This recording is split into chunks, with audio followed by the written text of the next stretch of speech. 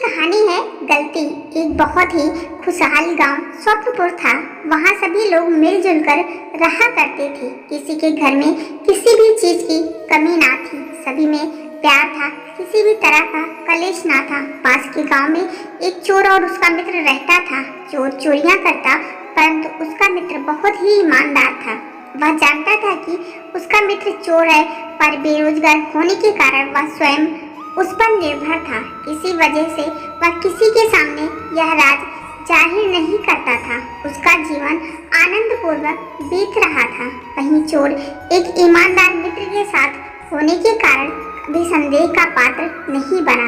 इसी का लाभ मिलने से वह चोर अपने मित्र को कभी भी बोझ नहीं समझता था। एक दिन उस चोर को स्वप्नपुर गांव के बारे में पता चला, तो वह उस गांव में चोरी करने की योजना बनाने लगा। रात को वह उस गांव में गया और चोरी करके वापस आ गया। चोरी में उसे इतना सामान मिला जितना उसने आज तक देखा भी नहीं था, पर अभी भी उसे लग रहा था कि वह और सामान ला सकता था। इस बारे में उसने अपने मित्र से बात की, पर उसने किसी भी प्रकार की सहायता से साफ इनकार कर दिया था। उधर गांव में पहली बार चोरी की घटना होने के कारण यह खबर आग की तरह फैल गई, पर प्यार और सदाचार की भावना होने के कारण सब लोगों ने उस परिवार की सहायता की और उन्हें दिलासा दी। इस घटना के बाद सब चौकन्ने हो गए थे, क्योंकि उन्हें इस बात का पता था कि चोरी किसी बाहर के व्यक्ति ने ही की थी। अगली रात फिर चोर चोरी की योजना बनाकर उस गांव में गया और खूब सामान चोरी कर लाया। लेकिन पिछली बार की तरह अब भी उसके मन में यही कसक थी कि वह और सामान ला सकता था, परंतु अपनी क्षमता के अनुसार ही ला सका। जैसे तैसे वह अपने घर पहुंचा। उसका मित्र देख के हैरान था कि 2 दिन से घर में बहुमूल्य सामान काफी मात्रा में आ रहा था।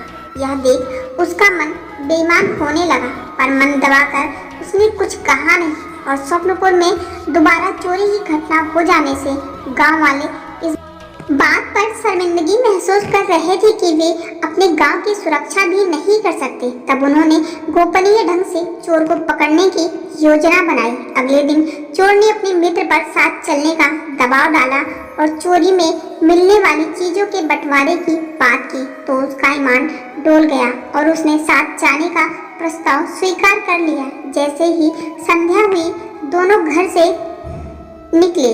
उस चोर ने अपने मित्र को चोरी के कुछ गुण बताए ताकि वह कोई गलती ना करे। जब दोनों स्वप्नपुर पहुंचे तो गांव वालों ने छिपकर उन पर नजर रखना आरंभ कर दिया था। थोड़ी दूर जाते ही चोर को इस बात का आभास हो गया कि उनका पीछा किया जा रहा है, पर उसके मित्र को इस बारे में नहीं पता था। वह तो बहुत डरा हुआ व घबराया हुआ था। एक घर के पास पहुंचकर चोर ने अपने मित्र को दीवार फांदने को कहा। जैसे ही वह दीवार फांदकर घर में घुसा, चोर चालाकी दिखाते हुए गांव वालों को चकमा देकर गांव से बाहर निकल आया और रातों रात अपना सारा सामान समेटकर अपना गांव छोड़कर चला गया। वहां स्वप्नपुर में उसका मित्र घर में तो घुस गया था, पर जब उसने देखा कि उसका मित्र कुछ देर तक न आया तो उसके पसीने छूटने लगे। वह थोड़ा आगे बढ़ा तो उसके पैर एक बाल्टी से टकरा गए और बाल्टी गिरने के कारण शांत अंधेरे में